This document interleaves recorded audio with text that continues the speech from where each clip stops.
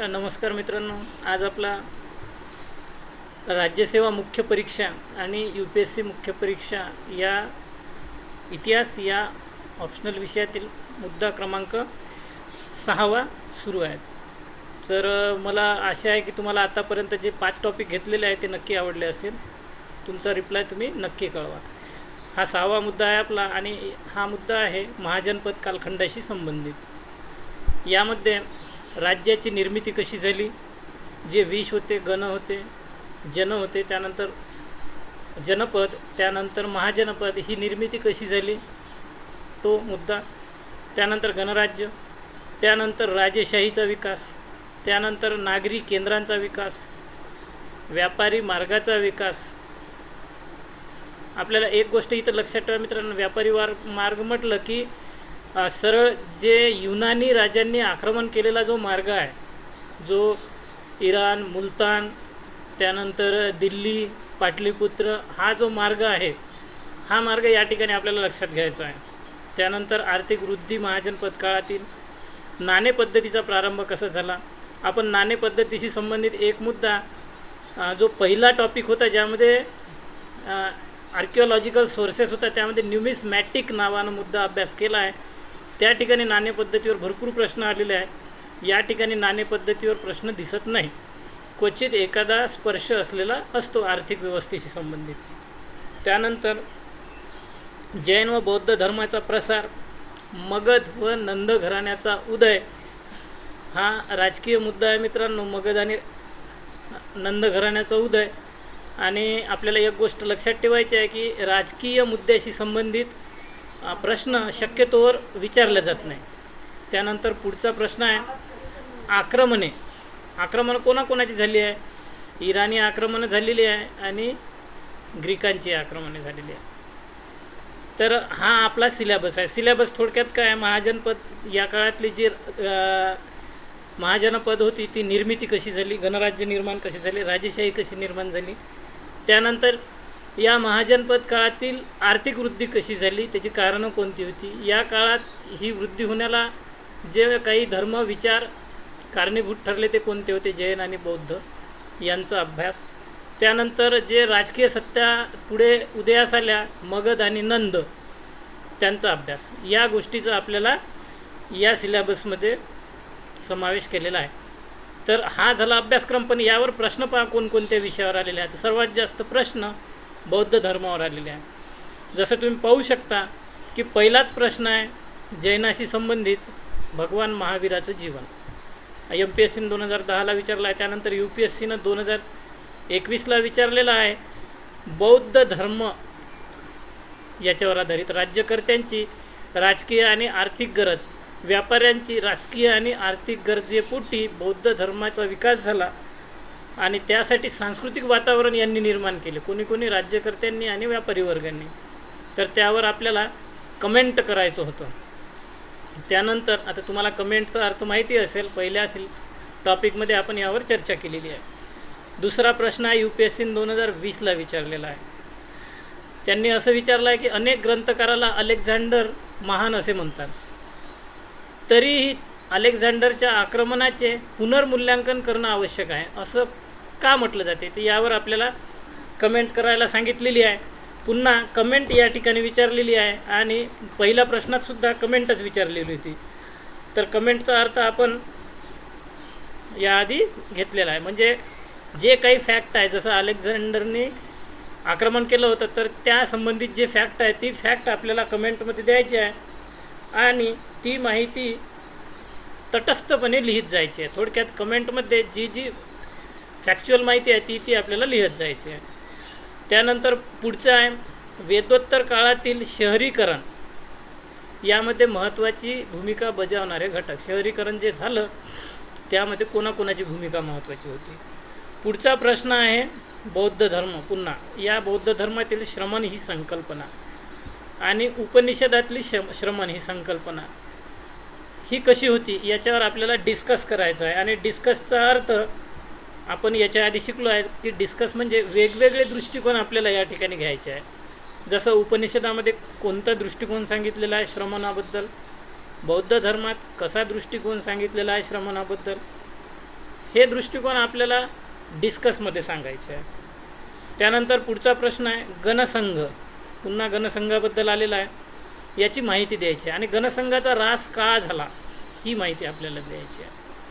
त्यापुढील प्रश्न आहे बौद्ध आणि जैन हे धर्म एका छताखालील सामाजिक चळवळी होत्या. बौद्ध आणि जैन हे एका छताखालील सामाजिक चळवळी होत्या. पुन्हा या ठिकाणी आपल्याला कमेंट असं विचारलेलं आहे. पुन्हा या ठिकाणी वेगवेगळे फॅक्ट लिहत जायचे आहे आपल्याला. बौद्ध आणि जैन धर्मात जी सामाजिक चळवळ उभारली तर त्याशी अशी संबंधित जे जे फॅक्ट आहेत हे फॅक्ट आपल्याला इथं लिहत जायचं आहे, ज्यामधून ही सामाजिक चळवळ फॉर्म झाली होती. UPSCने विचारलेला हा प्रश्न आहे. पुढचा प्रश्न 2016ला UPSCने विचारलेला आहे, ते पुन्हा शहरीकरणाशी संबंधित आहे की 7वं शतक इसवी सन पूर्व ते 3रं शतक इसवी सन पूर्व या दरम्यान शहरीकरण व राज्यनिर्मिती झाली, त्या दोघांचा काय संबंध होता शहरीकरण आणि राज्यनिर्मितीचा, हे आपल्याला एक्झामिन करायचं आहे. पुढचा मुद्दा आहे वेदोत्तर अर्थव्यवस्थेतील बदलाने नव्या धर्म चळवळी निर्माण केल्या. म्हणजे जे आर्थिक बदल झाले त्यामुळे धर्म चळवळी निर्माण झाल्या असं आपल्याला म्हणता येते. हे कितपत योग्य आहे UPSCनं विचारलेला प्रश्न आहे. पुन्हा UPSCनं विचारलेला प्रश्न आहे आजच्या समाजाच्या समस्या सोडवण्यासाठी बुद्ध धर्माची शिकवण योग्य आहे, तर हे ॲनालाइज करायचं आहे. पुढचं आहे जैन तत्त्व हे मानवतेसाठी खूप महत्त्वाचे आहे, याचं आपल्याला मूल्यांकन करायचं आहे.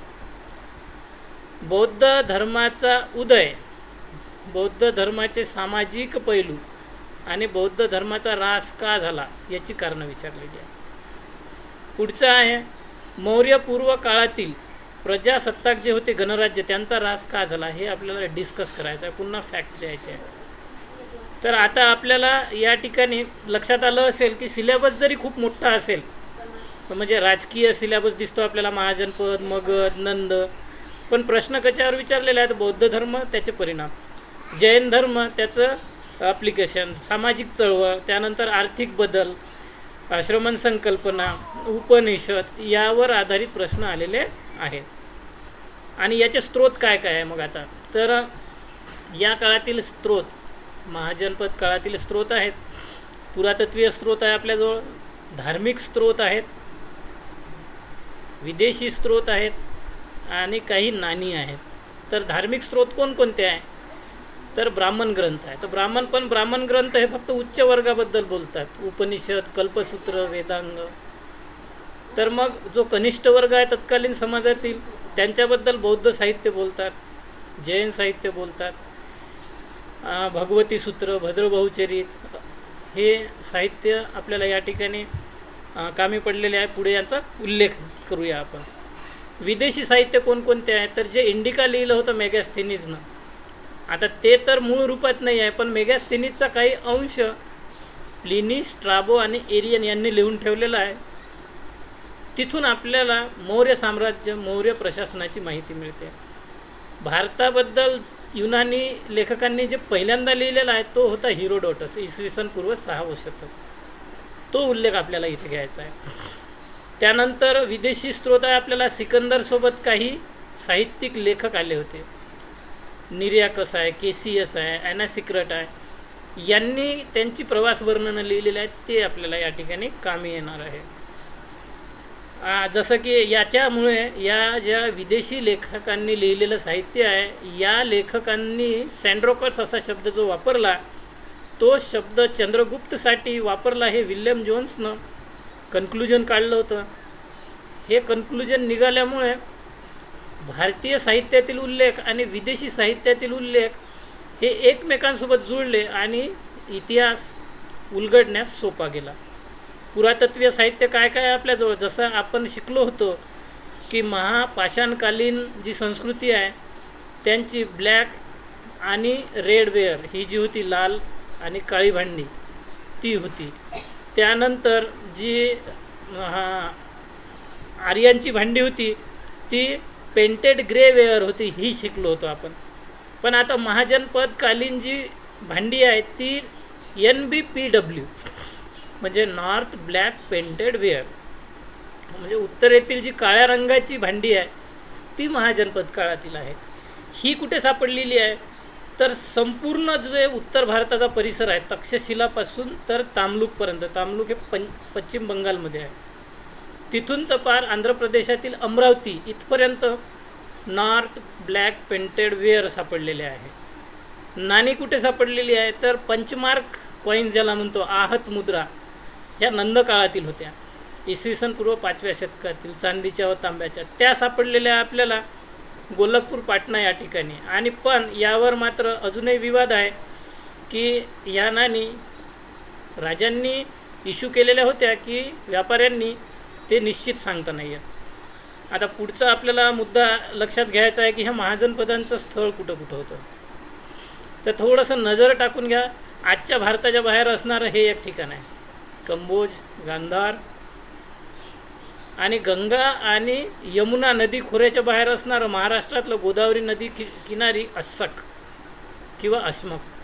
ह्या दोन गोष्टी आपल्याला लक्षात ठेवायच्या आहे. म्हणजे हे दोन आणि हे एक तीन, कंबोज, गांधार, अस्सक किंवा अस्मक. उरलेले जे सर्व 12 महाजनपद आहे, सर्वच्या सर्व साधारणपणे गंगा यमुनेच्या खोऱ्यामध्ये आढळतात. पुढे पहा, आता आपल्याला ज्या साईट्स विचारल्या जातात त्या साईट्स ग्रीड करून सांगण्याचा प्रयत्न लक्षात ठेवण्याचा प्रयत्न करू. आपण आत्ताच म्हटलं होतं 1 नंबरची जी साईट आहे ही कंबोज होती, त्यानंतर 2 नंबरची जी साईट होती ती गांधार होती, त्यानंतर 3 नंबरची जी साईट होती ती कुरू होती. तर या पद्धतीनं आपण या सर्व साईट लक्षात ठेवण्याचा प्रयत्न केला होता. तर आता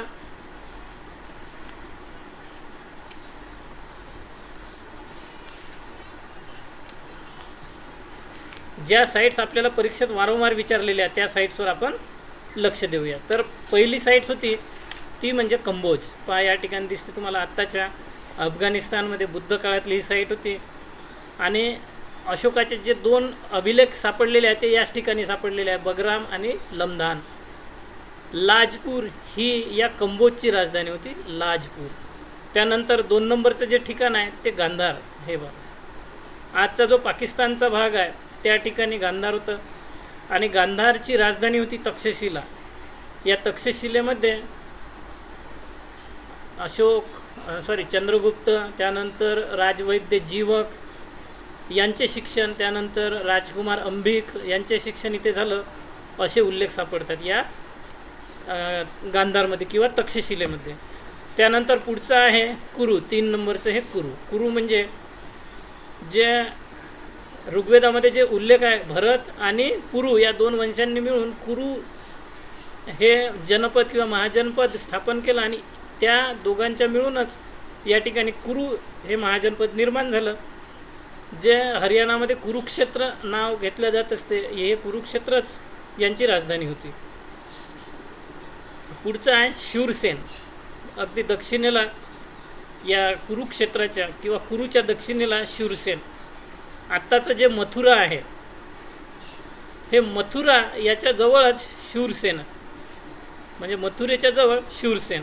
महाजनपद काळातील जो अवंती पुत्र नावाचा राजा आहे तो अवंतीपुत्र या शूरसेनचा राजा होता. पुढचा आहे मत्स्य त्याच्याच बाजूला. आता या एका ग्रीडमध्ये, ह्या ग्रीडचा हाच फायदा आहे, एका ग्रीडमध्ये आपल्याला हे 3 ठिकाणं लक्षात ठेवायचे आहे, कुरू, शूरसेन आणि मत्स्य. कुरू, शूरसेन आणि मत्स्य. पाठ तर करायचंच आहे आपल्याला. कुरू, पुरू आणि भरत मिळून बनलं कुरुक्षेत्र. शूरसेन अवंतीपुत्र तिथला राजा होता. त्यानंतर मत्स्य हे आत्ताच्या राजस्थानमध्ये आणि याची राजधानी होती विराटनगर. पुढचा आहे पांचाल गंगा यमुना या दोआबच्या क्षेत्रामध्ये. इकडनं गंगा जाते, या बाजूला यमुना जाते. या दोआबामध्ये पांचाल हे महाजनपद आहे आणि पांचालाची राजधानी होती अहिच्छत्र किंवा कांपिल्य. या दोन्ही राजधान्या त्यांच्याच. पुढचं आहे चेदी.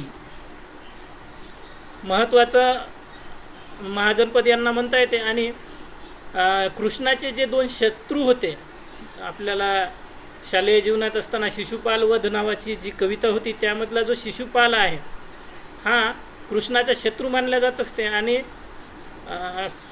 तो शिशुपाल या चेदी वंशाचा होता असं मानलं जात असते या ठिकाणी चेदी.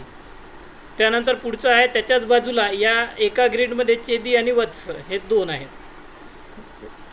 चेदी आणि वत्स, चेदी कृष्ण शत्रू शिशुपालचं आणि वत्स जे स्वप्न वासव दत्त नावाचं पुस्तक लिहिलेलं आहे कवी भास यांनी, तर त्यातला जो उदयन राजा आहे तो उदयन राजा इथला होता वत्सचा. आणि जी अवंतीची राजकुमारी होती वासवदत्ता या दोघांच्या प्रेम प्रकरणावर आधारित स्वप्न वासवदत्त लेखन झालं होतं. त्यातलाच उदयनराजाचं राज्य म्हणजेच हे वत्स घराणं, वत्स राजा किंवा वत्स महाजनपद. पुढचं आहे कोशल. कोशल आत्ताचं जे श्रावस्ती किंवा त्या काळातलं मगध जवळचं जे श्रावस्ती आहे ते म्हणजेच कोशल व त्यांची राजधानी श्रावस्ती होती. आणि जे मगध आहे, मगध आणि श्रावस्ती यांचे वैवाहिक संबंध असल्यामुळे कोशल हे सुरक्षित राज्य होतं त्यावेळी. पुढचं आहे काशी. या ग्रीडमध्ये पहा काशी, 10 नंबरच्या या ग्रीडमध्ये काशी. काशी आत्ताच्या उत्तर प्रदेशातल्या गंगा नदीकाठीचं एक महत्त्वाचं शहर आणि त्या काळातसुद्धा इथे कापडाचा व्यवसाय मोठ्या प्रमाणात केला जात होता. त्याच्या बाजूला आहे नेपाळला लागून मल्ल. मल्ल कुशीनाराचे मल्ल आणि पावापुरीचे मल्ल असे दोन उल्लेख बौद्ध साहित्यामध्ये आढळतात. तेच हे मल्ल होय. आणि असं बुद्ध साहित्यात लिहिलेलं आहे की या मल्ल राजघराण्याने किंवा मल्ल या महाजन पदाच्या लोकांनीच भगवान बुद्धाचे अंतिम संस्कार केले होते. पुढचा आहे वज्जी. इथेच तर वज्जी आजचं जे बिहार आहे त्या बिहारच्या पटना या ठिकाणी वज्जी घराणं आहे. वज्जी या ठिकाणी सुद्धा भगवान बुद्धांनी प्रवचन दिलं होतं. त्यानंतर मगध म्हणजे जवळजवळ पहा काय काय आहे. वज्जी आहे, मगध आहे, कोशल आहे, हे सर्व जवळजवळचे आहे. त्यानंतर काशी आहे. काशी, कोशल, मगध हे जवळजवळचे एका ग्रीडमधले आहे. मगधबद्दल भरपूर आहे. मौर्य वंशाची राजधानी होती जी राजगृह आणि पाटलीपुत्र 2 हे याच परिसरामध्ये आढळतात. त्यानंतर पुढचं आहे दुसऱ्या बाजूला त्याच्या अंगची राजधानी चंपा होती आणि जे आत्ताचं बिहार आहे या परिसरामधले ठिकाण आहे. त्यानंतर अवंती या ठिकाणी आणि आजचं जे मध्य प्रदेशातलं माळवा आहे त्या परिसरातलं या ठिकाणावरून जो दक्षिणेचा मार्ग जाते त्याचं हे महत्त्वाचं ठिकाण होतं. आणि या ठिकाणी अवंतीमध्ये लोखंडाच्या महत्त्वाच्या खाणी होत्या असे उल्लेख तत्कालीन साहित्यात सापडतात. अवंती शक्तिशाली यामुळेच झाली होती. पुढे आणि आपण आत्ता शिकलो होतो अवंतीची जी राजकुमारी होती आणि उदयन राजा या दोघांच्या प्रेमसंबंधावर आधारित स्वप्न वासवदत्त हे नाटक भासनं लिहिलं होतं. त्यानंतर पुढचं आहे अश्मक किंवा अस्सक. गोदावरी नदीच्या काठावर अतिदक्षिणेत असणारं एकमेव हे महाजनपद होतं. तर अशा पद्धतीनं आपण या ठिकाणी 16 महाजनपद व त्यांचे स्थळ आणि काही महत्त्वाची माहिती बघितली. यानंतर आपला महत्त्वाचा पुढचा टॉपिक आहे तो म्हणजे सिलेबस कव्हर करायचा आहे आपल्याला. तर सिलेबस आणि PYQ आपण हे सोबत घेऊया. आज आपण फास्ट घेण्याचा प्रयत्न करू म्हणजे ठरलेल्या वेळात झालं पाहिजे. तर पहिला टॉपिक होता की जी राज्यनिर्मिती झाली होती महाजनपद काळामध्ये त्याबद्दल. तर जी आपण थोडं डॉट लिंक करण्याचा प्रयत्न करूया. सुरुवातीला प्रारंभिक अवस्थेत शिकार आणि खाद्य संग्रहण करण्यात मानव गुंतलेला होता. त्यानंतर जो प्रारंभिक पाषाणकालीन आला, मध्य पाषाणकालीन आला, नवपाषाणकालीन मानव आला. त्यानंतर हळूहळू हडप्पा संस्कृतीमध्ये एकत्र संस्कृती, नागरी संस्कृती बनली. हा काळ इसवी सन पूर्व 3500 ते इसवी सन पूर्व 2750च्या दरम्यानचा. त्यानंतर याच समकालीन थोडं दक्षिण भारतामध्ये महापाषाण काळ आला. या ठिकाणी लोक लोखंडाच्या वापरातून आपली संस्कृती ग्रामीण पद्धतीनं जगत होती. त्यानंतर पुन्हा जे अर्ली वेदिक प्रारंभिक ऋग्वेदकालीन आर्य होते ते जगले, तो काळ इसवी सन पूर्व 1500 ते इसवी सन पूर्व 1000च्या दरम्यान. त्यानंतर इसवी सन पूर्व 1000 ते इसवी सन पूर्व 600च्या दरम्यान उत्तर वेदकालीन. आणि त्यानंतर मग आता हळूहळू जे हडप्पा काळानंतर वेदोत्तर काळात भटक्या टोळ्या होत्या, आर्य किंवा इतर कोणत्या टोळ्या किंवा स्थानिक टोळ्या, या टोळ्या भटक्या पद्धतीनं जीवन जगायच्या, त्या आता हळूहळू स्थिर व्हायला लागल्या होत्या, ज्या आपण याआधीसुद्धा बघितल्या. मग आता याच ठिकाणी जे महाजनपदाचा जो एरिया बघितला आपण, याच ठिकाणी भटकणाऱ्या टोळ्या हळूहळू इथं स्थिर होऊ लागल्या. याच ठिकाणी भटकणाऱ्या टोळ्या हळूहळू स्थिर होऊ लागल्या. येथेच त्यांनी मग त्यांचे स्वतःचे गण तयार केले आणि महाजनपद इकडे तयार झाले. महाजनपद आणि गण यांच्यामध्ये थोडासा फरक आहे. महाजनपद हे सुपीक परिसरात डेव्हलप झाले, तर गण हे थोडंसं हिमालयाच्या पायथ्याशी तयार झाले, म्हणजे ज्या ठिकाणी पाहिजे त्या प्रमाणात सुपीक भूमी नव्हती. तर हे डॉट थोडेसे लक्षात ठेवण्याचा प्रयत्न करा. आता आपण आपल्या राज्यनिर्मिती या टॉपिककडे वळूया.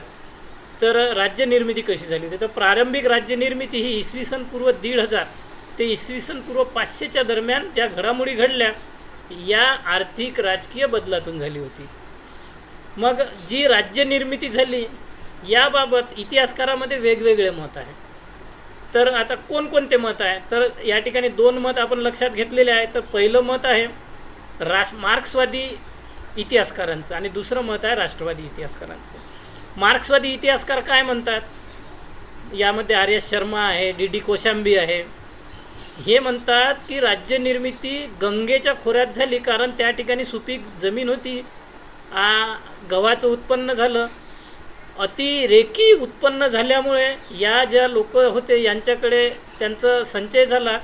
त्या व्यापाऱ्यातून हळूहळू राज्य संघटित होऊ लागलं, याचा परिणाम व्यापार करण्यात झाला. त्यामुळे या ठिकाणी संस्कृती विकसित झाली असं मार्क्सवादी म्हणतात.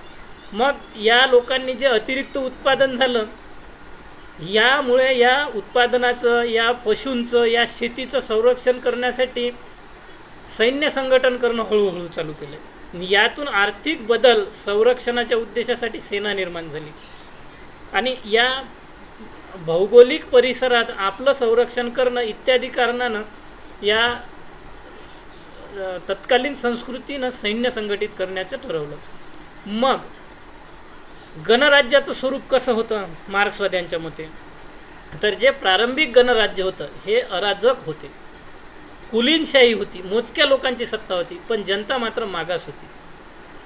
कारण पाली ग्रंथामध्ये सुद्धा हिमालयामध्ये गणतंत्र आहे असं त्यांनी लॉजिकमध्ये सांगितलं.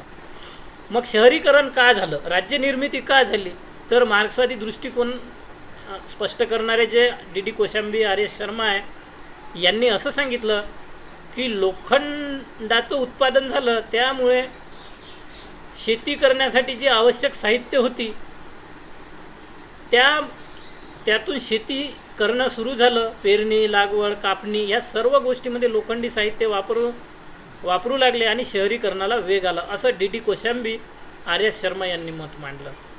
पण यावर आता नवीन दृष्टिकोन असा सांगतो की लोखंडी साहित्य फक्त आपण जे शिकलो जखेडा आणि अतरंजी खेडा या 2च ठिकाणी सापडलेलं आहे. इतर ठिकाणी जे लोखंडी साहित्य सापडले ते युद्धाची साहित्य सापडलेले आहे, शेतीची साहित्य नाही सापडली. त्यामुळे मार्क्सवादी जो दृष्टिकोन मांडला डी डी कोशांबी आणि आर एस शर्मा यांनी, याला कुठंतरी मर्यादा येते.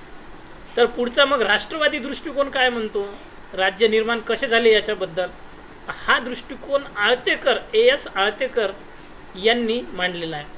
तर राज्याची निर्मिती कशी झाली याचं उत्तर राष्ट्रवादी दृष्टिकोनातून असे देतात की आर्यांनी आक्रमण केलं आणि स्वतःची संस्कृती विकसित केली, स्वतः शेतीच्या माध्यमातून आणि सामाजिक संघटनाच्या माध्यमातून, व्यापाराच्या माध्यमातून राज्याची निर्मिती केली, असं राष्ट्रवादी लेखक सांगतात, इतिहासकार सांगतात. यांनी सैन्य संघटन कशासाठी केलं, तर जे आर्याची संस्कृती होती त्या संस्कृतीचं रक्षण करणे आणि कूटनीतीसाठी स्वतःसाठी सैन्य संघटन केले. तर मग राष्ट्रवादी इतिहासकारांच्या मते जे भारतात गणराज्य होते ते कोणत्या स्वरूपाचे होते, तर भारतीय गणराज्य, भारतीय गणसंघ हे रोमन आणि युनानी संस्कृतीमध्ये ज्याप्रमाणे सांगितले त्याप्रमाणे श्रेष्ठ होते. मग शहरीकरण का झालं भारतामध्ये? तर राष्ट्रवादी इतिहासकारांच्या मते भारतामध्ये शहरीकरण हे आर्य संस्कृतीने घडवून आणलं होतं राजकीय व्यवस्थेसाठी, प्रशासकीय व्यवस्थेसाठी. आणि त्या काळात जे हळूहळू शहरं उदयाला येत होती त्यांच्या संरक्षणासाठी आणि त्यांच्या विकासासाठी तक्षशिला, राजगृह, कौशांबी, चंपा, साकेत यांच्यासाठी शहरीकरणासाठी घडवून आणलेली ही एक प्रक्रिया होती. म्हणजे राष्ट्रवादी इतिहासकार म्हणतात हे आर्य संस्कृतीनं स्वतःच्या सद्बुद्धीनं प्रशासनासाठी, राजकीय कारणासाठी शहरीकरण आणि राज्य निर्माण केलेले आहे. तर मार्क्सवादी दृष्टिकोन सांगतात की गंगेच्या खोऱ्यात जे अतिरिक्त उत्पादन झालं त्यामुळे आणि लोखंडामुळं हे सगळं शक्य झालं होतं, त्यामुळे शहरीकरण घडून आलं असं मार्क्सवादी सांगतात. म्हणजे मार्क्सवादी हे अतिरिक्त उत्पादन, लोखंड या नैसर्गिक बाबीला श्रेय देतात शहरीकरणाचं. तर राष्ट्रवादी लेखक हे आर्यांची जे राजकीय कूटनीती होती, आर्यांचं प्रशासकीय नियोजन होतं, याला शहरीकरणाचं श्रेय देतात. मग राज्यनिर्मिती का झाली? तर थोडक्यात अतिरिक्त उत्पादन झालं होतं. त्यानंतर प्रारंभिक कर व्यवस्था वेदोत्तरपेक्षा विकसित झाली होती. त्यामुळे आता जे अतिरिक्त उत्पादन झालं, जे कर व्यवस्था लावली होती, या सगळ्या गोष्टीकरिता हळूहळू राज्य निर्माण होणं गरजेचं बनलं. मग प्रारंभिक जे अस्थायी आणि नंतरचे जे स्थायी सैन्य आहे यामध्ये थोडाफार फरक येतो अस्थायी आणि स्थायीमध्ये. राजाला हळूहळू वर्णव्यवस्थेचा रक्षक म्हणून दर्जा पुरोहितांनी देणं सुरू केलं. आणि हा पुरावा आपल्याला साहित्यात मिळतो की राजा हा वर्णव्यवस्थेचा रक्षक आहे. आणि वर्णव्यवस्थेला वैध दर्जा देण्याचं सुद्धा काम शतपथ ब्राह्मणामध्ये केलेलं आहे. आपण पुढे पाहणार आहोत. ते युद्ध व लोखंडी संसाधने यामुळे राज्यव्यवस्था निर्माण होत गेली. हळूहळू भटक्या टोळ्या असणारे जे आर्य होते ते सुरुवातीला विष नावाच्या एका घटकाशी संबंधित होते, पण नंतर हेच विष हळूहळू विखुरल्या गेले, वेगवेगळ्या टोळ्या झाल्या आणि त्यातून एक जन संकल्पना आली. आणि म्हणूनच ऋग्वेदामध्ये जो जनांचा राजा होता त्याला जनस्य गोप म्हटलेला आहे. पण हेच का आपण सामवेद, यजुर्वेद, अथर्ववेद आणि वेदोत्तरकालीन ग्रंथात आलो तर याच जनस्य गोप हा शब्द गायब होतो आणि त्या ठिकाणी राजन वगैरे असे शब्द वाचायला मिळतात. आणि अशा पद्धतीनं राज्य निर्मिती झाली. मात्र पाश्चिमात्य इतिहासकार यांनी वेगळा दृष्टिकोन मांडलेला आहे. तर त्यांनी तत्कालीन राज्य निर्मितीबद्दल काय मत मांडलं आहे? तर राजा हा एक निरंकुश शासक होता. त्या राजाचे जनतेवर प्रत्यक्ष नियंत्रण होते. मात्र प्राथमिक स्तरावर ग्रामीण लोकशाही सारखी एक व्यवस्था असावी अशा पद्धतीनं त्यांनी मत मांडलेलं आहे. तर राज्य निर्मितीची अवस्था कोणकोणती होती? तर पहिली अवस्था होती पशुपालनाची अवस्था, भटकी अवस्था, टोळीची अवस्था होती, ज्यावेळेस टोळ्यांना जन किंवा विष म्हणलं जात होतं आणि याच्या प्रमुखाला जनस्य गोप म्हटलं जात होतं. दुसऱ्या अवस्थेमध्ये ह्या टोळ्या ज्या होत्या वेदोत्तर काळात ह्या कबिला स्वरूपातील टोळ्या स्थिर होऊ लागल्या आणि जे पशुपालन करणारी भटकी टोळी होती ती आता शेतीसुद्धा करू लागली होती, स्थिर शेती. पुढच्या अवस्थेमध्ये जे आर्यावर्तामध्ये अथवा गंगा यमुनेच्या खोऱ्यामध्ये ब्राह्मण संस्कृती विकसित झाली होती, या ठिकाणी अतिरिक्त उत्पादन होत गेलं आणि या अतिरिक्त उत्पादनामुळे सामाजिक, राजकीय आणि आर्थिक घडामोडी घडत गेल्या आणि यातून जनपद नावाची संकल्पना आणि राज्य निर्मिती झाली. तर हे बऱ्याच वेळा हा प्रश्न येऊन गेलेला आहे. पुढचा प्रश्न येऊन गेलेला आहे तो म्हणजे शहरीकरण. कशा पद्धतीनं शहरीकरण झालं, शहरीकरणाला कोणते घटक कारणीभूत होते, हा प्रश्न थेट 2 वेळा आलेला आहे. म्हणजे इसवी सन पूर्व 700 ते इसवी सन पूर्व 300च्या दरम्यान जे शहरीकरण झाले त्याबद्दलचे काही घटक घ्यायचे आहे आपल्याला. तर यावेळी शहरीकरण का झालं? तर आर्थिक वृद्धी आणि राज्य निर्मिती, नगरीकरण प्रक्रिया ही प्रक्रिया दीर्घ आणि संरचनात्मक बदलाचा परिणाम आहे. म्हणजे थोडक्यात काय तर गंगा खोऱ्यात अतिरिक्त उत्पादन होत होतं. याचं कारण काय तर या ठिकाणी लोखंडाचा वापर झाला. लोखंडी वस्तूनं मशागत, लोखंडी वस्तूनं पेरणी, कापणी या वस्तू या बाबी या ठिकाणी घडत गेल्या. तर हा पुरावा म्हणजे जे वेद साहित्य आहे त्यामध्ये श्याम अयस शब्द वापरलेला आहे आणि डी कोशांबी आणि आर्यस शर्मा यांनीसुद्धा गंगे खोऱ्यात अतिरिक्त उत्पादनाला लोखंडाचा वापर हे कारणीभूत असल्याचं स्पष्ट केलेलं आहे आणि यामुळे शहरीकरण वाढत गेलं. मग हे जे अतिरिक्त उत्पादन झालं याचा व्यापार होऊ लागला. हे कुठून दिसते आपल्याला, तर पाटणाजवळ गोलकपूर या ठिकाणी आहत मुद्रा सापडलेल्या आहे. त्यानंतर या ठिकाणी एक नियमित कर व्यवस्था असावी असा सुद्धा एक अंदाज लावला जातो आणि इतिहासकार याचा पुरावा देतात. बुद्ध साहित्यामध्ये कर अधिकाऱ्याची पदं आणि त्यांची नावं दिलेली आहे. म्हणजे नियमित कर व्यवस्था महाजनपद काळामध्ये विकसित झालेली असावी. आणि जर कर व्यवस्था या ठिकाणी आली याचा अर्थ त्या ठिकाणी नगर असावे, शहर असावे. स्थायी सेना व राजेशाही या ठिकाणी विकसित झाली होती. कारण बुद्ध साहित्यामध्ये ज्यावेळी भगवान बुद्धाला ज्ञान प्राप्त झाली आणि ते ज्ञान देण्यासाठी आणि उपदेश देण्यासाठी भटकंती करत होते, त्यावेळी बिंबिसारच्या राज्यात गेले. तिथे यज्ञाची तयारी सुरू होती आणि बऱ्याच मुक्या जनावरांना यज्ञामध्ये बळी देण्यासाठी घेऊन जात होते. त्यावेळी हे सर्व दृश्य पाहून भगवान बुद्धाला सुद्धा दुःख वाटले आणि त्यांनी तिथे उपदेश केला की तुम्हाला जर मोक्ष मिळवायचा असेल तर या मुक्या जनावराची यज्ञामध्ये बळी देण्याची गरज नाही आहे. आणि नंतर बिंबिसाराने सुद्धा बौद्ध धर्माचा स्वीकार केला होता वगैरे असा उल्लेख आपण वाचलेला असेल. थोडक्यात काय तर स्थायी सेना होती असं बुद्ध साहित्यात उल्लेख आहे. आणि या बिंबिसाराला सेना बिंबिसार म्हटलेलं आहे. म्हणजे या बिंबिसाराकडे सेना होती. नंतर पुरोहिताने राजपद, सामाजिक विभाजन, वर्णव्यवस्था हिला वैधता देण्याचा प्रयत्न केला आणि स्थायी समाज निर्मितीसाठी राजा हा वर्णाचा संरक्षक आहे हा दर्जा देण्याचा प्रयत्न केला. पुढे बुद्ध साहित्यामध्ये काही नागरी आणि शहरी केंद्राचा उल्लेख आहे जिथून व्यापार होत होता. जसं की कौशांबी, श्रावस्ती, चंपा, काशी, कौशल, साकेत ही राजधानी प्लस व्यापारी नगरे होती. याचा अर्थ नगरीकरण मोठ्या प्रमाणात होतं. आणि बुद्ध साहित्यामध्ये असे जवळजवळ 60 नगरं असावी असा उल्लेख आहे. पुढे भूमीला 2-2, 3-3 वेळा मशागत करून उत्पन्न घेतले जात होते असं सुत्त निपात आणि अष्टाध्यायी या दोनही ग्रंथामध्ये सांगितलेलं आहे. म्हणजे जर 2 ते 3 उत्पन्न जर घेत असेल एखादी संस्कृती तर त्यांच्याकडे सरप्लस उत्पन्न भरपूर आहे. त्यानंतर प्रशासन, राजकारण हे तक्षशिला, राजगृह, वैशाली, साकेत या ठिकाणाहून चालवलं जात होतं असं DK चक्रवर्ती, अमलानंद घोष यांनी म्हटलेलं आहे. कारण या ठिकाणी लोह महापाषाण्यांनी वापरलं होतं. तर प्रशासन आणि राजकारण या कारणासाठी तक्षशिला आणि राजगृहाची निर्मिती झाली होती असं DK चक्रवर्ती म्हणतात. पुढे कुशाणांनी चिरान आणि सोनपूर हे शहरं विकसित केली होती.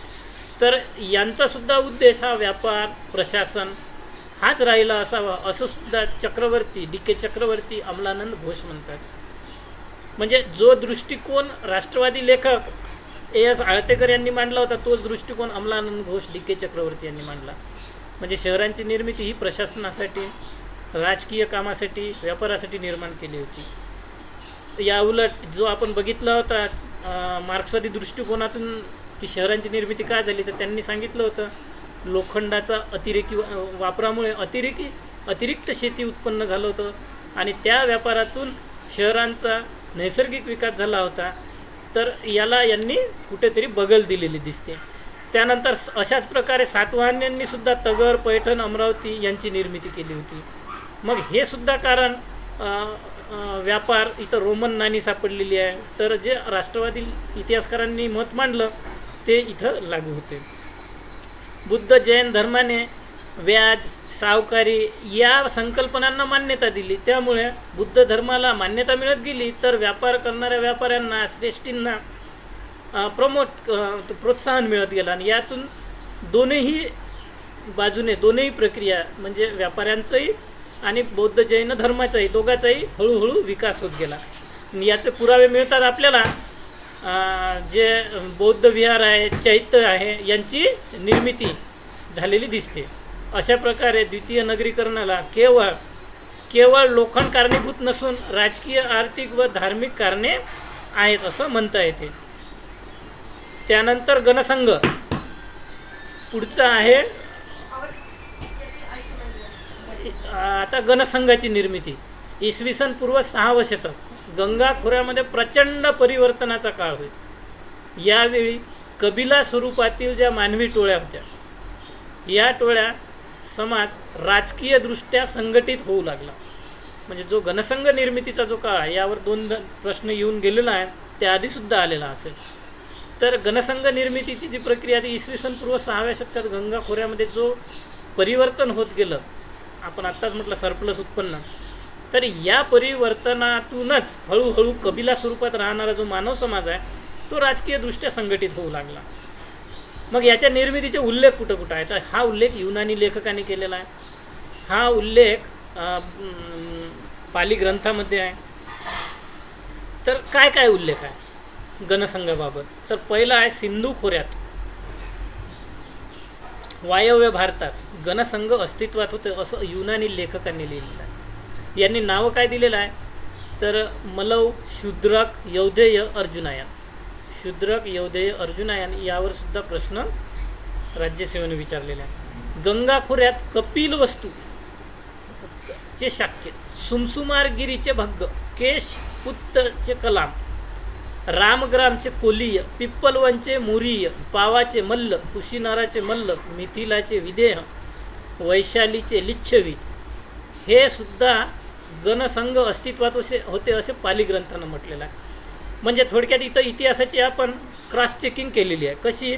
भारतीय साहित्यामध्ये आणि युनानी साहित्यामध्ये. युनानी साहित्यामध्ये वायव्य भारत सिंधू नदी खोऱ्यामध्ये असणारे यौधेय, अर्जुनायन, शूद्रक या गणसंघाची माहिती दिली आहे. तर पाली ग्रंथामध्ये गंगा यमुना खोऱ्यात असणाऱ्या गणसंघाची माहिती दिलेली आहे. आता या गणसंघाचं स्वरूप कसं होतं? तर वैशालीचे जे लिच्छवी आहे हे गण एका सभागृहात बसायचे आणि त्या ठिकाणी बसून कर, सेना या विषयावर चर्चा करत होते असं पाली ग्रंथामध्ये उल्लेख आहे. म्हणजे यांची राज्य करण्याची व्यवस्था कोणती होती? शासन करण्याची. तर सर्व लोक एकत्र बसून चर्चा करत होते आणि यांची संख्या किती दिलेली आहे? 7,707. आता हा आकडा आपल्याला मोठा वाटू शकतो, पण हा रेकॉर्ड आहे, याचा अर्थ कमी, त्याला आता पर्याय नाही. त्यानंतर सत्तेमध्ये कोण होते? तर कुलीन, सैन्य संघटन आणि कर संग्रह करणारे अधिकारी. म्हणजे गणसंघामध्ये कुठे कुठे गणसंघ होते? सिंधू नदी खोऱ्यात. त्यांची यादी कोणं दिली? युनानीनं. गणसंघ गंगा नदी खोऱ्यात होते. कोणी यादी दिली? पाली ग्रंथाने. गणसंघाची व्यवस्था कशी होती ही माहिती कोणं दिली? पाली ग्रंथानं. कशी होती? तर वैशालीचे लिच्छवी 7,707 लोक एकत्र बसून कर, सेना या विषयावर चर्चा करत होती. यामध्ये सहभागी होणारे कोण कोण होते? तर कुलीन नेते, सैन्य संघटन करणारे सरदार आणि कर संग्रह करणारे अधिकारी. यांची कर संग्रह करणाऱ्याची यादी पाली ग्रंथात दिलेली आहे. मग प्रश्न हा विचारलेला आहे की जे गणसंघ आहे यांचा ऱ्हास का झाला? ऱ्हास होण्याची कारणं कोणती होती? पहिलं होतं महाजनपद गंगा खोऱ्यामध्ये यांचा आर्थिक आधार मजबूत होता. म्हणजे महाजनपद जे गंगा खोऱ्यात होते यांचा आधार मजबूत होता. तर गणसंघ हे तुलनेने कमी मजबूत होते, कारण हे हिमालयाच्या पायथ्याशी होते. या ठिकाणी अतिरिक्त उत्पादन होत नव्हतं, महाजनपदाचं होत होतं. दुसरं कारण काय आहे? त्यामुळे उत्पादन जास्त नसल्यामुळे ते हळूहळू ऱ्हास होत गेला किंवा महाजनपदामध्ये विलीन होत गेले. त्यानंतर अंतर्गत स्वरूप हे जवळजवळ राजेशाहीप्रमाणेच होतं. म्हणजे नावाचे गणसंघ होते पण अंतर्गत स्वरूप हे राजेशाहीप्रमाणे होतं. आत्ताच आपण बघितलं आहे याच्यामध्ये कुलीन, सैन्य संघटन, कर संग्रह यावर चर्चा एकापेक्षा जास्त लोक असायचे पण स्वरूप राजेशाहीप्रमाणेच होतं. आता याचं उदाहरण काय दिलेलं आहे का? जेव्हा बुद्ध मल्ल या ठिकाणी येणार होते त्यावेळी मल्लचे जे गण होते या मल्लच्या गणांनी जनतेला असा आदेश दिला की तुम्ही भगवान बुद्धाचं स्वागत करण्यासाठी रस्त्यावर उभे राहा. आणि दुसरं उदाहरण असं दिलेलं आहे की वैशाली या गणामधल्या ज्या कुमारिका होत्या त्यांना विवाहाबाबत संपूर्ण स्वातंत्र्य नव्हते. म्हणजे काही मर्यादित स्वरूपातच स्वातंत्र्य होतं असं बुद्ध साहित्यात उल्लेख आहे. सामाजिक नियंत्रणामुळे सुद्धा यांचा ऱ्हास झालेला असू शकते. महाजनपदापेक्षा मागासलेले हे गणसंघ होते, कारण सत्तेमध्ये फक्त अभिजन वर्ग होता, कुलीन वर्ग होता. हे पुढे श्रेष्ठ ठरत गेले. परिणामी जनतेचे समर्थन या गणांना हळूहळू कमी होत गेले. आता याच काळामध्ये इसवी सन पूर्व 300च्या दरम्यान ज्या वेळेस मौर्य घराणं होतं त्यावेळेस अलेक्झांडरची स्वारी झाली होती. आणि अलेक्झांडरच्या स्वारीचे परिणाम काय काय झाले? तर अलेक्झांडर भारतात आला त्याच्या आधीसुद्धा भारतामध्ये युनानी आक्रमण झाले होते. तर युनानी आक्रमण कोणकोणते झाले होते? तर त्याच्यापूर्वी जे अखमानी साम्राज्य होतं, अखमानी साम्राज्याचा सायरस 2 राजा हा सिंधू नदीच्या किनाऱ्यापर्यंत आला असं मानलं जात असते. अखमेनी साम्राज्य, आता युनानी अखमेनी साम्राज्य यांचा उल्लेख आपल्याला करायचाच आहे पुढे. तर जी सिंधू नदी होती, या सिंधू नदीच्या या राईट बँकपर्यंत जो अखमनी राजा होता तो आला होता असं म्हणलं जात असते. आणि हे उल्लेख कुठं आहे तर हे युनानी यांच्या साहित्यामध्ये आहे. दुसरा होता डारियस एक हा राजा होता.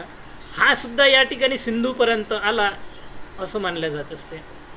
आणि याचे पुरावे काय काय आहे तर बेहिस्तून आणि पर्सिपोलिस या ठिकाणी याचे या अभिलेख सापडलेले आहे आणि या ठिकाणी हे लिहिलेलं आहे. त्यानंतर बरेच राजांनी येऊन गेले आणि नंतर सिकंदर ज्यावेळी आला त्यावेळी इसवी सन पूर्व 326च्या दरम्यान या ठिकाणी जो तक्षशिलाचा राजा होता अंबिक यांनी आत्मसमर्पण केलं. पण दुसरा जो राजा होता झेलम व चिनाब या नदीच्या दरम्यान, झेलम व चिनाब या 2 नदीच्या दरम्यान पोरस नावाचं राज्य होतं. आणि या पोरसचा जो राजा होता त्यानं या सिकंदराला कडवा प्रतिकार केला. आता अलेक्झांडरची जी स्वारी झाली त्यानंतर भारतीय इतिहासावर काय काय परिणाम झाले हे आपल्याला पाहायचं आहे. तर हा प्रश्न वेगळ्या स्वरूपात विचारला होता आपल्याला आयोगाने. आपण उत्तर शोधण्याचा प्रयत्न करू.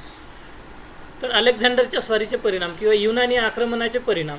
तर वायव्य भारतात इसवी सन पूर्व 4थ्या शतकात असलेली जी अराजकता होती, आपसी मतभेद होते. आत्ताच आपण बघितलं की जो तक्षशिलेचा राजा अंबिक होता यानं सिकंदर पुढं आत्मसमर्पण केलं आणि त्याचं स्वागत केलं. या उलट जो पोरसचा राजा होता, पोरस हे झेलम आणि चिनाब नदीच्या दरम्यानचं राज्य होतं, यानं त्याचा कडवा विरोध केला. तर या दोघांमध्ये आपसी मतभेदच होते. यामुळे युनानी राजांना आक्रमण करण्याची संधी मिळाली. तर हे कोणं लिहून ठेवलेलं आहे तर प्लिनी, स्ट्राबो आणि एरियन यांनी लिहून ठेवलेलं आहे. मग यांनी कोणत्या क्षेत्रावर लक्ष दिलं? सप्तसिंधू, गांधार या क्षेत्रात जी अस्थिरता होती इथं लक्ष दिलं. डेरियस प्रथम त्यामुळे तिथं विजयी झाला होता असं हिरोडोटसनं म्हटलेलं आहे. प्रशासनावर याचे काय काय परिणाम झाले तर मगध राजांनी युनानी राजाप्रमाणे स्त्री अंगरक्षक नेमण्याची प्रथा पाडली. साम्राज्याची विभागणी क्षत्रपामध्ये केली. युनानी राजे जे क्षत्र वेगवेगळ्या डिव्हिजनमध्ये गव्हर्नरमध्ये करत त्याप्रमाणे क्षत्रपामध्ये केले. केंद्रीय प्रशासन युनान्यांचं मजबूत होतं तसं भारतीयांनी सुद्धा करणं सुरू केलं. शिलालेख लिहिण्याची प्रक्रिया सुरू केली. त्या शिलालेखावर राजाज्ञा लिहिणं सुरू झालं. भारताच्या वायव्यामध्ये खरोष्टी लिपी विकसित झाली आणि अरमाईक लिपीचा याच्यावर परिणाम झाला. उदाहरणार्थ मानसेरा आणि शहाबाजगडी या ठिकाणी 2 अशोकाचे शिलालेख सापडलेले आहेत. ते खरोष्टी लिपीमध्ये आहे. सिकंदर ज्या मार्गाने आला होता तोच पुढे व्यापारी मार्ग झाला. म्हणजे आत्तापर्यंत आपण काय काय परिणाम बघितला? प्रशासनावर परिणाम बघितला, त्यानंतर राजकीय अस्थिरतेमुळे त्यांचं इथं आगमन झालं ते बघितलं, या ठिकाणी खरोष्टी लिपी विकसित झाली ते बघितलं, व्यापारी मार्ग हा सिकंदर किंवा युनानी आक्रमक येत होते तो विकसित झाला ते बघितलं.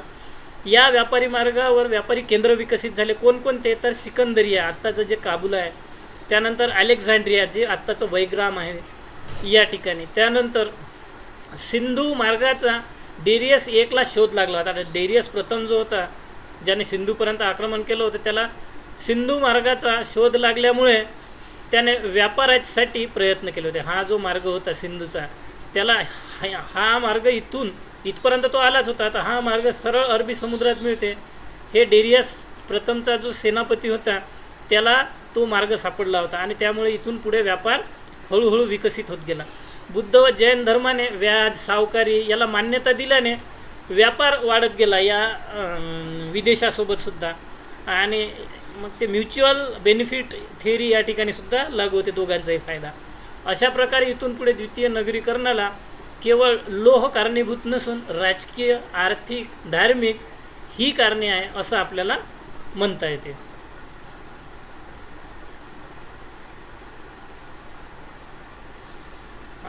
सॉरी, आपले 2-3 मुद्दे राहिले होते. या ठिकाणी मग आपल्याला द्रम्म नावाची नाणी याच काळात विकसित झाली होती वायव्य भारतामध्ये. भारतीय हत्ती सेना ही अलेक्झांडरच्या अश्वसेनेपुढे हतबल ठरली. त्यामुळे अलेक्झांडरनंतर अश्वसेनेला महत्त्व भारतात वाढत गेलं. स्थापत्य शैलीवर याचा परिणाम झाला. अशोक स्तंभावर पशु दिसून आले युनानी शैलीमधले. भारतामध्ये गणित आणि खगोलशास्त्राचं सुद्धा महत्त्व वाढत गेलं. पायथागोरसची भारताला ओळख झाली, आपण शिकलो आहे. त्यानंतर समाजावर काय काय परिणाम झाला. बुद्ध व जैन चळवळी ह्या एका छताखालील चळवळी होत्या असा प्रश्न येऊन गेलेला आहे. तर इसवी सन पूर्व जो 6वं शतक होतं त्यामध्ये मानवी समाजा पूर्व जनजातीय स्वरूपात होता. त्यानंतर हळूहळू संक्रमण होत गेले आणि जे कर्मानं मिळायला पाहिजे होतं ते स्थान समाजात जन्मानं मिळू लागलं. हा सर्वात मोठा बदल या काळातला होता. समाजामध्ये 4 वर्ण निर्माण झाली होती आणि गंगा खोऱ्यामध्ये जे साहित्य तत्कालीन निर्माण झाले. यावेळी समाजातला क्षत्रिय आणि ब्राह्मण या 2 वर्ग वरिष्ठ होते.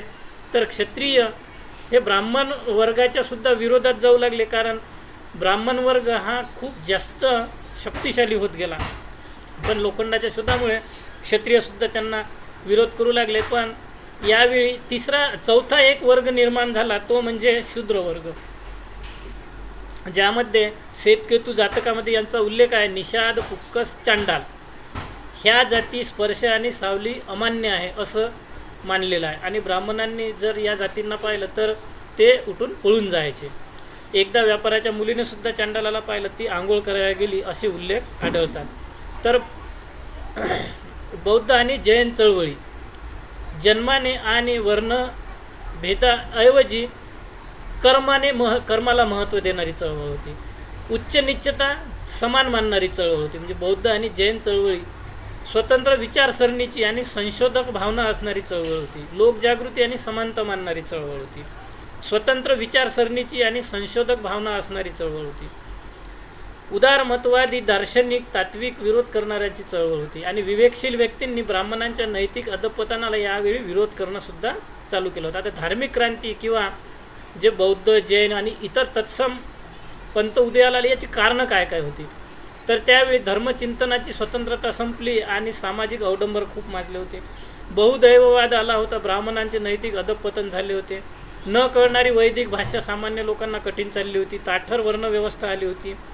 गुणकर्माऐवजी जन्माने वंश मिळत होता. लोखंडाच्या वापराने गृहपती किंवा राजन वर्ग निर्माण झाले आणि हळूहळू ब्राह्मणाच्या वर्चस्वाला त्यांनी चॅलेंज करणं, आव्हान देणं सुरू केलं. आता वेदोत्तर अर्थव्यवस्था म्हणजे इसवी सन पूर्व 600च्या दरम्यानची अर्थव्यवस्था तर कृषी अर्थव्यवस्था होती. वर्षातून 2-3 पिके घ्यायची असं आपण अष्टाध्यायीमध्ये पाहिलेलं आहे. धान लागवडीसाठी दास आणि कामगार काम करत होते असं सुत्त निपातमध्ये लिहिलेलं आहे. आपल्याला हे पाठ करायचं आहे, बरोबर, सोर्सेस माहीत पाहिजे. जमिनीची खाजगी मालकीसुद्धा होती, कारण पुरोहितांनी यज्ञ झाल्यानंतर मला पूर्वेकडून पश्चिमेकडची जमीन पाहिजे अशी मागणी केल्याचं शतपथ ब्राह्मणामध्ये उल्लेख आहे. आणि शेती ही खाजगी मालकीची किंवा जमीन खाजगी मालकीची हळूहळू संकल्पना विकसित होती असं खेतपती या शब्दावरून लक्षात येते. त्यानंतर श्रावस्तीच्या गृहपतीने जेतकुमारकडून जेतवन खरेदी करून भगवान बुद्धाला दान दिलं होतं हे सुद्धा उल्लेख आहे.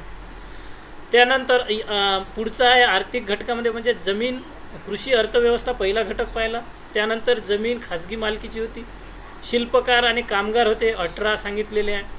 त्यानंतर श्रेणी आणि ज्येष्ठक होते. यामध्ये एका ज्येष्ठकाच्या हाताखाली 100 परिवार होते. उपदेशासाठी व्यापारी मार्गाचा वापर केला जात होता. जसं 100 गाडीमध्ये माल भरून नेण्यासाठी बैल पाहिजे, पण यज्ञ आहुतीला बैल गेल्यामुळे त्यांच्या आहुती दिल्या गेल्यामुळे कामाला बैल उरले नव्हते. त्यामुळे सुद्धा ब्राह्मण उच्चवर्ण आणि जे क्षत्रिय होते किंवा इतर वर्ण होते यांच्यामध्ये म्हणजे ताणतणाव निर्माण झाले होते. पाली ग्रंथानुसार विदेश व्यापार व जमीन शोधासाठी पाली ग्रंथात विदेश व्यापाराचा उल्लेख आणि जमिनीचा शोध घेण्यासाठी जहाजावर पाळीव पक्षी वापरल्या जात होते. म्हणजे व्यापार समुद्रानं सुद्धा होत होता. स्थलमार्गानं सुद्धा व्यापार होत होता जो आपण पाहिला. आणि यावेळी कोणकोणत्या मुद्रा वापरल्या जात होत्या तर साकेतच्या गृहपालाने वैद्य जीवकला 16,000 मुद्रा भेट दिल्या होत्या याचा उल्लेख केलेला आहे. त्यानंतर बौद्ध ग्रंथामध्ये सुद्धा 60 नगरांचा विकास झाला असं म्हटलेलं आहे. पुढचं आहे आता जैन. आता जैन धर्मावर प्रश्न बरेच आलेले आहे, पण महत्त्वाचा प्रश्न आहे की जैन धर्माचं योगदान काय होतं. तर जैन धर्माचं योगदान होतं, सगळ्यात महत्त्वाचं योगदान होतं जैन धर्माने जे साहित्य दिलं ते साहित्य सामान्य लोकांच्या भाषेमध्ये होतं. अर्धमागधी प्राकृत भाषेत होतं, काही तमिळ भाषेत होतं, काही तेलुगू भाषेत होतं. उदाहरणार्थ जीवक चिंतामणीसारखे आहे. त्यांनी जे तत्त्वज्ञान दिलं त्याला सॅदवाद म्हणतो आपण. म्हणजे सत्याचं स्वरूप हे 7 प्रकारचं आहे, ते प्रत्येक माणसानं जाणण्याचा प्रयत्न करावा. अनेकांतवादाचं त्यांनी तत्त्वज्ञान सांगितलं की आत्मा जोपर्यंत पुनर्जन्म आणि कर्मसिद्धांत याच्या बंधनात फिरत राहतो तोपर्यंत तो प्राण्याच्या शरीरात राहतो, आणि त्याचं एकदा बंधनं तुटले की तो मुक्त होऊन जातो. म्हणजे तत्त्वज्ञान साहित्यामध्ये योगदान आहे, तत्त्वज्ञानामध्ये दर्शनशास्त्रामध्ये आहे, कला आणि स्थापत्यामध्ये आहे. हातीगुंफा लेणी ओडिशाची, मथुरा, पावापुरी, राजगृह, सौराष्ट्र, गिरनार, माउंट अबू, जोधपूरचं मंदिर, आपल्याला माहीत आहे बाहुबलीचा गोमटेश्वरचा पुत्रा श्रवणबेळगोळचा, या ठिकाणी यांनी स्थापत्य निर्माण केलं. राजाश्रय कोणी कोणी दिलेला होता तर शिशुनाग राजवंशाच्या बिंबिसारनं, खारवेलनं, चंद्रगुप्त मौर्यानं यांना राजाश्रय दिला होता. तर अल्पप्रसार का झाला जैनांचा? कारण क्लिष्ट सिद्धांत होते, अत्याधिक अहिंसा होती, राजाश्रय कमी प्रमाणात मिळाला, प्रचारक कमी होते. जैन धर्माचे प्रतिस्पर्धीसुद्धा होते ब्राह्मण आणि बौद्ध. पुढे चालून जैन धर्म 2 पंथात विभागला गेला. मख्खली गोशाल सारखांचा पंथ हा महावीराच्या विरोधात होता. तर कोणकोणते 2 पंथ पडले त्यानंतर? तर पहिला होता श्वेतांबर दिगंबर, स्थूलभद्रचा श्वेतांबर आणि भद्रभाऊचा दिगंबर. तर श्वेतांबरानुसार स्त्रियांना पक्ष मिळतो, तर दिगंबरानुसार मिळत नाही. मूर्ती, नग्न मूर्तीची पूजा दिगंबर करायचे, तर श्वेतांबर हे मूर्तीपुढे मिठाई आणि फुलेसुद्धा अर्पण करत होते.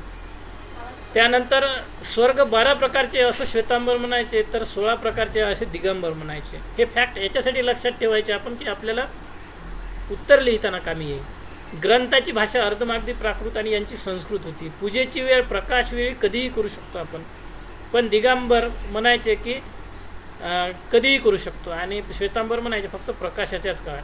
त्यानंतर बौद्ध धर्मात महत्त्वाचं योगदान यावर प्रश्न विचारतात, बाकी फॅक्ट विचारत नाही. तर यांचं योगदान काय आहे? तर साहित्याची निर्मिती, दार्शनिक. आता दार्शनिक तत्त्वज्ञान कोणकोणतं आहे? तर आता पहा, पुनर्जन्माच्या बाबत हिंदू धर्म काय म्हणतो? तर मानव मृत्यू पावल्यानंतर पुन्हा मानवाचा जन्म मिळणे म्हणजे पुनर्जन्म. पण बौद्ध धर्मानुसार पुनर्जन्माची व्याख्या वेगळी आहे. बौद्ध धर्म काय म्हणतो? माणसाचं शरीर मृत होते, मरतो, पण त्या शरीराचे भौतिक पदार्थ तसेच राहतात, हे म्हणजे पुनर्जन्म. थोडक्यात कर्मसिद्धांत यांनी महत्त्वाचा मांडलेला आहे. म्हणजे जसे दिवसामागून रात्र येते तसे कर्मामागे त्याचं फळ येते, असं भगवान बुद्ध म्हणतात. निर्वाण आणि मोक्ष, शरीर हे आप, तेज, वायू या पृथ्वीशी शेवटी एकरूप होऊन जात असते. आत्मा भगवान बुद्धांनी अमान्य केलेला आहे, आत्मा अस्तित्वात नाही. आणि यांनी काही गोष्टी सांगितलेल्या आहेत, त्या म्हणजे आपण तत्त्वज्ञानाच्या बाबत ह्या हिंदू धर्म किंवा तत्कालीन ब्राह्मण धर्म आणि बौद्ध धर्म यामध्ये काही फरक दिसतो. यामध्ये वास्तविक हे जे विचार आहे यांचे विचाराचे मूळ शेवटी उपनिषदामध्येच जात असते. इथं बौद्ध धर्माच्या प्रसाराचं कारण काय होतं? आदर्श आणि प्रभावी नेता होता भगवान बुद्धासारखं. यांनी सांगितलेली सदाचार ही साधी होती, पाली लोकभाषा वापरली, भेदभाव सोडला, समानता धरली, राजाश्रय मिळाला, प्रभावी भिक्षू होते. थेरवाद, महायान पंथ यांची टोकाची भूमिका घेण्याऐवजी मध्यम मार्ग स्वीकारला. आता वैदिक व बौद्ध धर्म यामध्ये फरक काय काय आहे? तर वेद ब्राह्मण प्रमाण मानतात, तर बौद्ध अपौरुषीय मानतात. ईश्वर ब्राह्मण धर्मात मान्य, बौद्ध धर्माला अमान्य. पशुबळी, बौद्ध धर्म पशुबळी देणे अमान्य करतात, हिंसा मानत नाही, अहिंसा मानतात. तर ब्राह्मण धर्मात त्यावेळी यज्ञामध्ये मोठ्या प्रमाणात पशुबळी दिल्या जात होतं. पुनर्जन्म आत्ताच आपण बघितलेला आहे. उपासना, भगवान बुद्ध प्रार्थनेला महत्त्व देतात, तर ब्राह्मण धर्म यज्ञ आणि यज्ञामध्ये प्राण्यांचा बळी देणे याला महत्त्व देतात. भाषा, ब्राह्मणां धर्माची भाषा अभिजन होती, संस्कृत होती, सामान्य लोकांना समजत नव्हती. तर भगवान बुद्धाची भाषा सामान्य लोकांची होती, पाली भाषा होती. आता बौद्ध आणि जैन धर्मातील फरक काय काय होतात? तर अहिंसेच्या बाबतीत भगवान बुद्धाचा मध्यम आहे, तर जैन धर्मात अतिरेकी अहिंसा. राजाश्रय बौद्ध धर्माला भरपूर मिळाला, जैन धर्माला कमी मिळाला. भाषा प्राकृत आणि पाली. आत्मा बौद्ध धर्म सरळ नाही म्हणतो आणि जैन धर्माला मान्यता देतात. तर बौद्ध आणि जैनमध्ये काय काय समानता आहे, तर दोघांचंही मूळ हे उपनिषदाच्या प्रभावावर आहे. यांनी दोघांनी समता एकतेला मान्यता दिलेली आहे, भेदभाव अमान्य केलेला आहे. भाषा जनसामान्याची वापरलेली आहे, धर्मप्रचारक आणि धर्मदीक्षा मान्य केलेली आहे. महायान इसवी सन पूर्व 100च्या दरम्यान आंध्रमध्ये याची निर्मिती झाली आणि कनिष्कानं जी 4थी परिषद घेतली होती तिथं याला मान्यता देण्यात आलेली आहे. याच्या उदयाची कारणं काय काय होती, तर विदेशी धर्मप्रभाव बौद्ध धर्मावर झाला. त्यानंतर मूर्तीपूजा मान्य होऊ लागली, बुद्धाच्या प्रति श्रद्धा, विदेशी आक्रमण, यातून बुद्ध धर्मात मॉडिफिकेशन होऊन महायान धर्म निर्माण झाला. मग जो मूळ धर्म राहिला होता तो थेरवाद होता. मूळ गुरुची जी शिकवण होती त्याला मान्यता यांनी दिली. विद्वानाचा धर्म होता, आदर्श पालित साहित्य होते आणि सत्यशोधक बुद्ध हा आदर्श त्यांनी मानला. त्रिपिटक हेच यांचे आदर्श होय. आता पुढचा विचारलेला प्रश्न आहे श्रमण आणि भिक्षू. आचरण व विचार परंपरा म्हणजेच श्रमण किंवा भिक्षू आहे. तपस्वींचे जीवन जगणाऱ्यांना श्रमण म्हणतात. या परंपरेतून बौद्ध जैन धर्म विकसित झालेले आहे. श्रमण ह्या अवस्थेत जो माणूस जातो ते 2 टप्पे आहे. पहिला टप्पा आहे वैयक्तिक तपस्वीची परंपरा. विविध गट, पंथ, मत, जात, पंथ, संस्कृतीशिवाय श्रमण बनता येते असं बौद्ध आणि जैन मानतात. पण ब्राह्मण परंपरेत कोणालाही श्रमण बनता येत नाही, फक्त ब्राह्मणच बनू शकतो. त्यानंतर त्यामुळे याला हळूहळू विरोध होत गेला.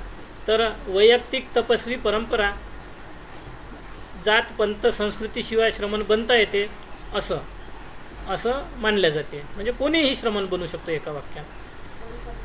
शिष्य व अनुयायाची परंपरा दुसऱ्यांदा आली. त्यानंतर याचा परिणाम असा झाला की जाती व्यवस्थेचा नकार, नवीन धर्माचा उदय झाला. सत्याचा अर्थ सोपा करण्याचा प्रयत्न झाला. कर्मकांडापेक्षा कर्म महत्त्वाचे होते आणि जे व्यावसायिक व्यापारी वैश्य होते त्यांची स्थिती सुधारत गेली. म्हणजे श्रमण म्हणजे कोण, तर थोडक्यात जे तत्कालीन म्हणजे इसवी सन वेदोत्तर काळात कोणत्याही धर्मातील, जातीतील, बौद्ध असो, जैन असो, ब्राह्मण असो, यांनी स्वतःचे आचरण आणि विचार परंपरेतून तपस्वीचं जीवन जगणे म्हणजेच श्रमण किंवा भिक्षू आहे. मग तो कोणत्याही जातीचा असो, कोणत्याही धर्माचा असो. आता सगळ्यात शेवटी हीनयान आणि महायान. तर हीनयान मूळ धर्म मानतो संन्यासाचा, महायान हा संशोधित धर्म आहे. हीनयान फक्त बुद्धाचे नियम मानतात, महायान बुद्धांचे व इतरांचे मानतात. हीनयानचे क्षेत्र मर्यादित होतं, तर महायान भारतात व विदेशात गेला. भगवान बुद्धाला हीनयान आदर्श मानतात, महापुरुष मानतात, तर महायान हे देवरूपातील बुद्धाला आदर्श मानतात. बुद्धाशी संबंधित जी प्रतीक आहे त्यांची अर्चना, प्रार्थना करणे हीनयानमध्ये आदर्श मानले जाते. तर मूर्तीची पूजा करणे महायान मान्यता देतात. पाली ग्रंथ जे आहे विनयपिटक, सुत्तपिटक, अभिधम्मपिटक याला हीनयान आदर्श मानतो. तर संस्कृतमधले जे वैपुल सूत्र आहे याला महायान आदर्श मानतो. सिद्धांत, आर्य सत्य, अष्टांग मार्ग यांना आदर्श मानतो. संन्यासी, भिक्षू यांचा सहभाग हीनयानामध्ये आहे, तर महायानमध्ये गृहस्थांचा सुद्धा सहभाग आहे. या एका कारणामुळे महायान खूप मोठ्या प्रमाणात विकसित झाला. तर अशा पद्धतीनं आपण टॉपिक क्रमांक 6 या ठिकाणी थांबूया. तुम्हाला जर दिलेली माहिती FY सिलेबस आणि PYQ नक्की आवडत असेल तर लाईक, कमेंट आणि सबस्क्राईब करा. धन्यवाद.